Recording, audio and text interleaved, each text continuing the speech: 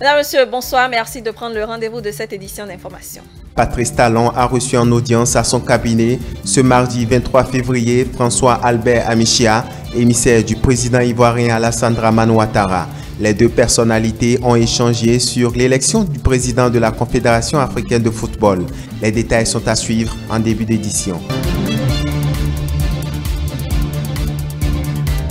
L'Observatoire chrétien catholique de la gouvernance et des confessions religieuses appelle à une élection apaisée lors du scrutin du 11 avril prochain. Ils l'ont fait savoir à la faveur d'une conférence de presse animée ce mardi à Cotonou. Et puis, en interactualité, nous irons à la découverte de l'art contemporain chinois à travers les œuvres de Pen Xiaoping qui prennent tout leur sens dans ce pays. Voilà pour le sommaire.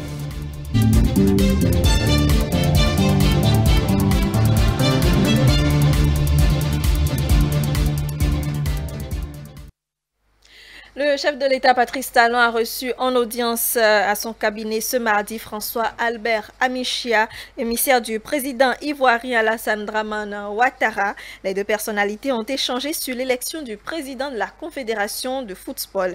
On écoute un extrait des propos de l'hôte du chef de l'État à sa sortie d'audience. Je suis porteur d'un message de son Excellence le président de la République du Côte d'Ivoire, M. Alassane Ouattara, à son ami et frère, le président de la République du Bénin, son Excellence Patrice Talon. L'actualité sportive du moment, tout le monde la connaît, c'est la prochaine élection du président de la Confédération africaine de football. L'Afrique de l'Ouest espère conquérir la présidence de cette grande institution du football africain et espère aller de manière unie. Et nous connaissons tous la passion du président Patrice Talon pour le football, sa connaissance du milieu du football africain. Son aîné, le président Alassane Ouattara, nous a dépêchés auprès de lui pour prendre des conseils et ses recommandations afin que l'Afrique de l'Ouest parte solidaire, unie à cette élection. Je dois affirmer que j'ai été agréablement surpris par la connaissance du monde du football par le président Patrice Talon.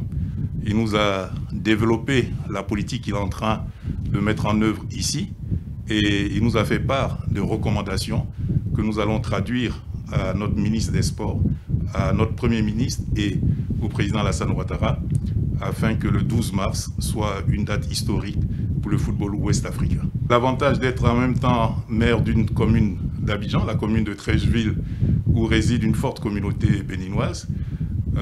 Cette communauté est parfaitement intégrée. Je ne sais pas s'ils apprécieraient que je dise la communauté béninoise, parce que c'est une communauté trèchevilloise. Ce sont des Ivoiros béninois, et nous vivons en parfaite harmonie, et c'est ce qui traduit l'excellence des relations entre le Bénin et la Côte d'Ivoire. Le Conseil économique et social a lancé officiellement ce mardi la première session ordinaire au titre de l'année 2021. Et dans son discours d'ouverture, Augustin Tabegbian a mis l'accent sur plusieurs éléments majeurs dans la présidentielle du 11 avril prochain, la résurgence de la COVID-19 et l'examen de l'adoption du rapport d'activité du président de l'institution au titre de l'année 2020. On suit un extrait donc, du discours d'ouverture. Le Bénin se prépare à vivre la 7e élection présidentielle de son histoire politique sous l'ère du renouveau démocratique. Comme vous le savez bien, à la veille de ce genre de compétition, la tension est souvent à son comble. C'est pourquoi, du haut de cette tribune, je voudrais en appeler au sens aigu de responsabilité de tous les acteurs politiques afin que nous puissions traverser cette période sensible dans la paix et la concorde. Toutefois, j'ai la pleine conviction que le génie béninois finira par s'exprimer comme par le passé pour que ces élections se déroulent de façon pacifique. La seconde situation est celle relative à la recrudescence des cas de contamination du Covid-19 dans notre pays. Vous n'êtes pas sans savoir qu'avec les nouvelles variantes plus contagieuses de cette maladie, une course contre la montre a été engagée par chaque pays pour procéder à la vaccination de sa population. Si les autorités gouvernementales ont pris les mesures pour parer au plus pressé, il n'en demeure pas moins que nous devons redoubler de prudence, de vigilance. Nous devons surtout observer et faire observer rigoureusement les mesures sanitaires prescrites, notamment les gestes barrières, le port systématique du masque, le lavage régulier des mains. Je voudrais une fois encore lancer un appel pressant à mes concitoyens afin que ces mesures simples mais très utiles soient nos réflexes au quotidien. Nous allons axer nos réflexions sur l'étude des sujets d'autosaisine, sur des questions aussi importantes que l'exploitation des carrières de pierre au Bénin, le développement de l'agrobusiness et l'importance du sport dans le développement économique et social de notre pays. La présente session ordinaire sera également consacrée à l'examen et à l'adoption du rapport d'activité du président du Conseil économique et social au titre de l'année 2020. Il en sera de même du procès verbal de la première session extraordinaire de l'année en cours. L'Observatoire chrétien catholique de la gouvernance et des confessions religieuses appelle le peuple béninois au maintien de la paix lors du scrutin du 11 avril prochain. Les leaders de cet observatoire l'ont fait savoir ce mardi. Et donc à la faveur d'une conférence de presse tenue à Cotonou. Je vous invite à suivre le compte rendu dans cet élément. Contribuer à un scrutin présidentiel inclusif, transparent et apaisé et à un bon déroulement du processus électoral, c'est la raison de la sortie de l'Observatoire chrétien catholique de la gouvernance et des confessions religieuses. Se rassembler pour répondre d'un cœur unanime au défi du rapport de complémentarité à maintenir entre religion et pouvoir politique, c'est ce qui justifie la présence de ces chefs religieux. Notre peuple est un peuple qui craint Dieu en dépit de tout, et il cultive en ce sens la culture de la paix et non de la violence. Recherchons le dialogue, quel que soit le chemin, quel que long que soit le chemin qui nous y conduira, par amour pour nous-mêmes, pour les autres et pour garantir l'avenir des biens, du pouvoir et de la construction de notre pays que nous recherchons.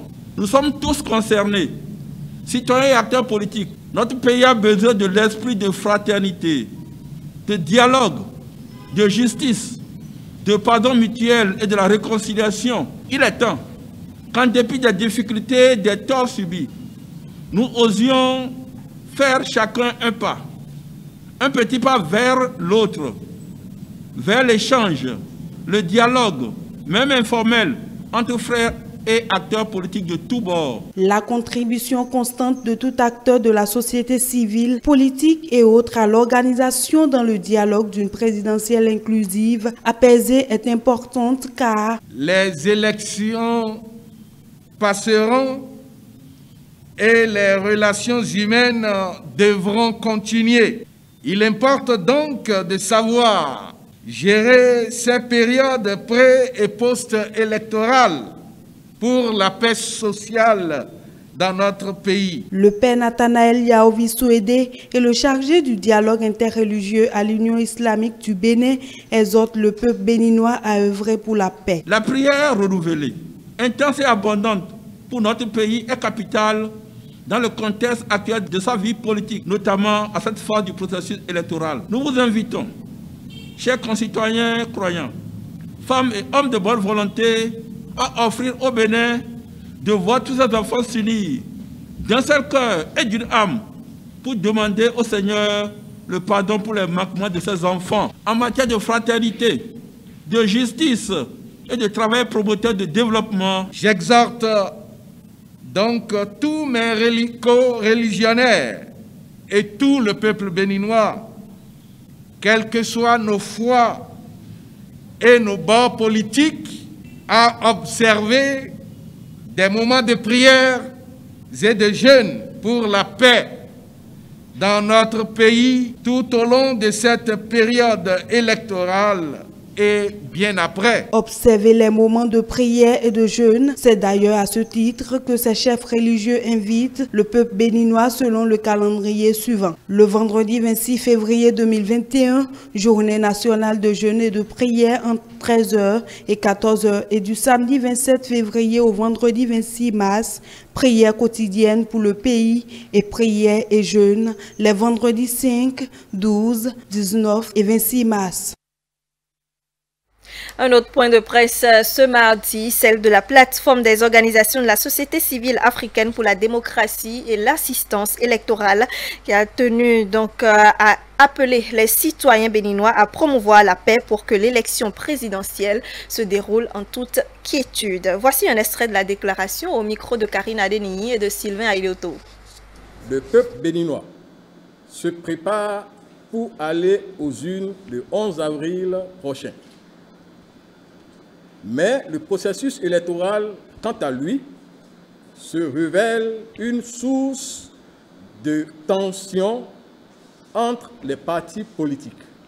Dans une démarche de promotion de la paix, la POSCADA voudrait joindre sa voix à toutes celles qui militent déjà pour la paix depuis le début du processus électoral au Bénin, en invitant Son Excellence, Monsieur le Président de la République, chef de l'État, père de la nation béninoise et premier béninois à la paix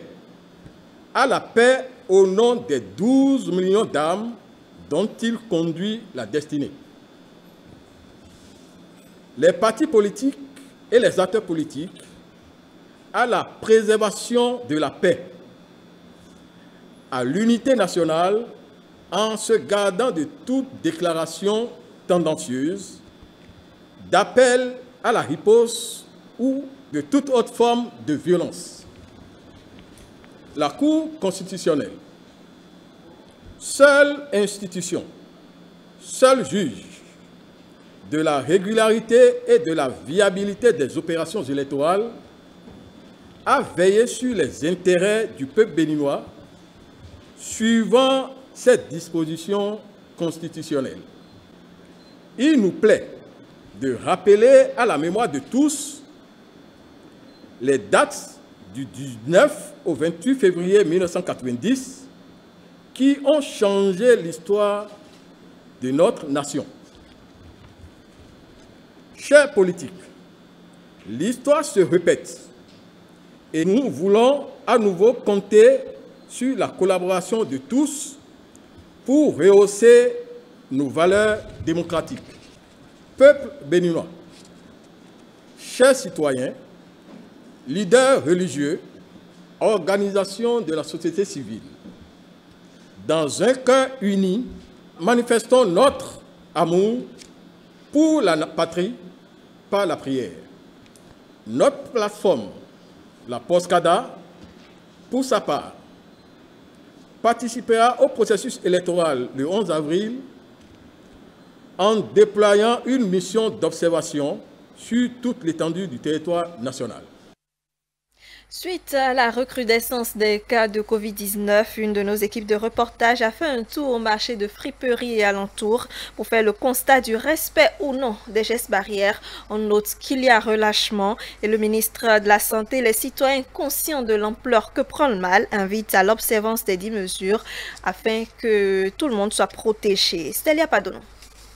Le Bénin fait face depuis quelques jours à une deuxième vague de l'épidémie de la Covid-19. Ces nouveaux décès ont été enregistrés en 72 heures, ce qui porte à 1116 cas actifs pour un total de 5434 cas et 70 décès au Bénin à la date du 19 février 2021. Un tour au marché de friperie de Cotonou et l'on s'aperçoit aisément que les règles de prévention à la Covid-19, à savoir le port systématique de masque en tout lieu et le respect de la distance de sécurité sanitaire d'au moins 1 mètre ne sont pas respectés. Alors que des centaines de personnes sont sous respirateur au centre de traitement des épidémies d'Alada.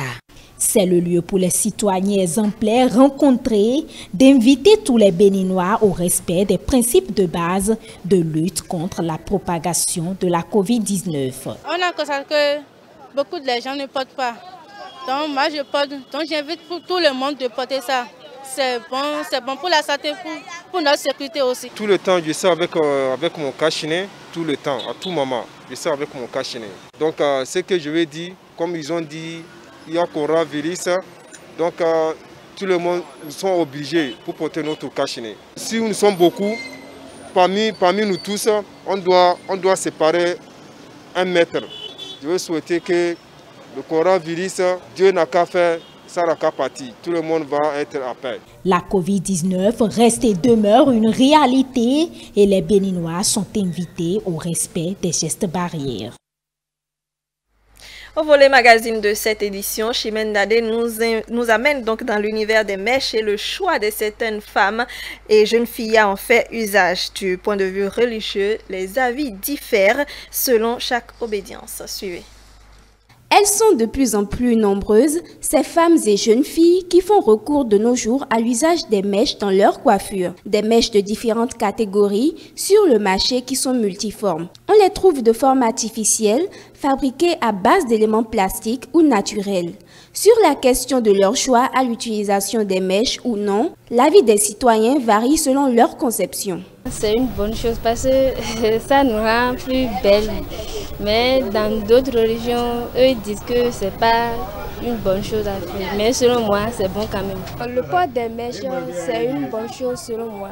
Sinon, à mon avis, la femme a besoin de la beauté. Donc, c'est pas quelque chose de mauvais selon moi. Sinon, une femme qui s'est mariée, elle est sur le toit de son mari, ça doit dégoûter le mari. Le port des mèches, ça rend les femmes jolies, belles. Et j'adore. Du point de vue religieux, le port des mèches n'est pas interdit. À en croire certains leaders chrétiens, l'Église proscrit l'extravagance. Le port de mèches n'est pas une prohibition de l'Église catholique. L'Église demande simplement que les femmes se parent avec pudeur et simplicité, non avec des tresses aux coiffures sophistiquées qui tapent à l'œil, quitte à déranger les autres frères dans leur quête de Dieu. Si une femme peut se voiler la tête quand elle est tressée, cela serait une bonne chose dans la grande assemblée de prière. C'est une question que chaque chrétien est libre de trancher à son niveau. Tout dépend de l'esprit qui conduit chacun. Parce que nous sommes tous des chrétiens, mais tout le monde n'a pas encore le Saint-Esprit qui le conduit. Si l'esprit qui conduit le chrétien lui permet de porter mèche, d'accord? En islam, le port des mèches est interdit par les prescriptions coraniques, comme l'explique l'imam Abdul Jalil Yessoufou. Il faut éviter, tous en se faisant tresser, de ne pas chercher à ajouter quelque chose à vos cheveux. C'est pour éviter peut-être la tricherie en islam. C'est pour essayer et éviter que la femme se présente sous une autre forme. Et c'est pour cela le prophète a dit dans un autre récit, n'est pas de nous, ne peut se prévaloir être musulman celui qui pratique de la tricherie. Une partie de la jeunesse préfère aujourd'hui les mèches naturelles. Les perceptions religieuses à ce sujet sont diverses. Alors que la religion musulmane interdit le port de mèches, la religion catholique l'autorise, mais sans extravagance. On va à présent en Chine pour finir, où la rencontre entre les cultures de l'ère occidentale extrême orientale s'est développée tout au long des siècles avec des fortunes diverses. Les années 90 ont brutalement soumis le milieu artistique chinois à l'arrivée massive de l'héritage de la modernité occidentale et de l'art contemporain. Et les œuvres de Pen Xiaoping prennent donc tout leur sens dans ce monde particulier. On suit cet élément réalisé par nos confrères de CCTV+.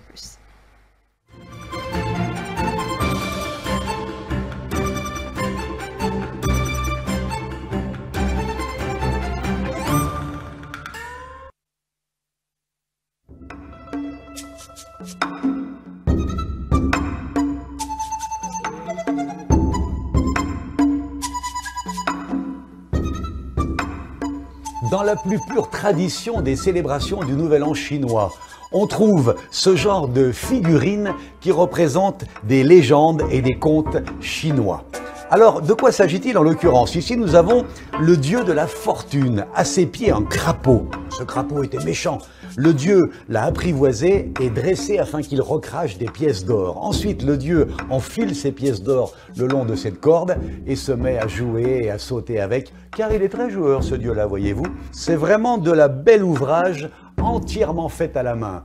Et je vous propose de rencontrer l'un des plus illustres créateurs de ces magnifiques figurines.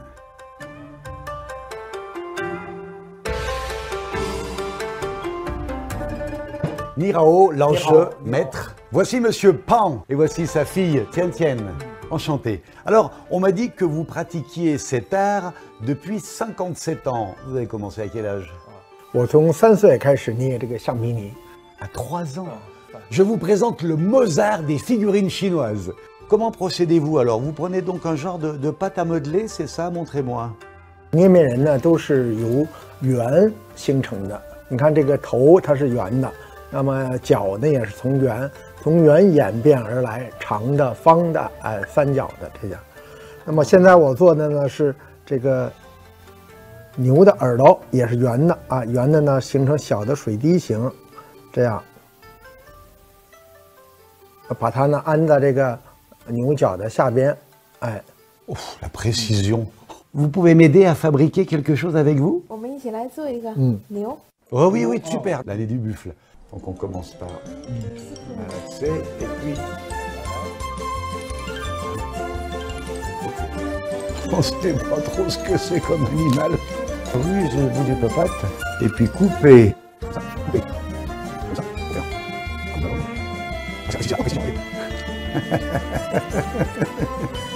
Oh bon, on a une bonne cuisse là.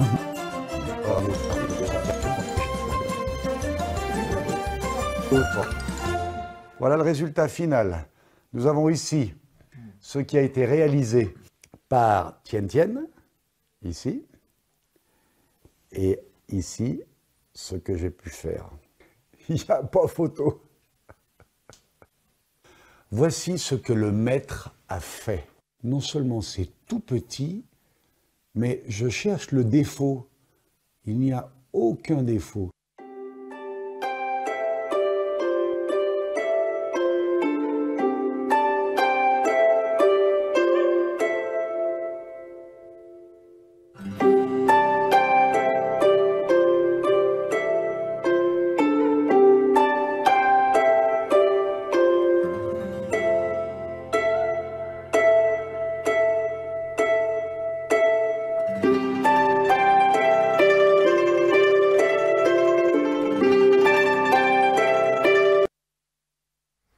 C'est sur ces belles images que nous refermons cette édition en information. Merci de nous recevoir chez vous et vous pouvez toujours suivre ce programme sur le site internet www.etelebene.com, sur notre chaîne YouTube et la page Facebook également avec l'identifiant Etelebene. L'application Etelebene est aussi disponible dans votre Play Store. Vous pouvez la télécharger. À suivre dans le grand soir tout à l'heure, juste après moi, les rubriques Covid-19 info d'ici et d'ailleurs, WhatsApp pour info, la chronique du soir et puis ça se discute. Merci de rester en notre compagnie. À tout à l'heure.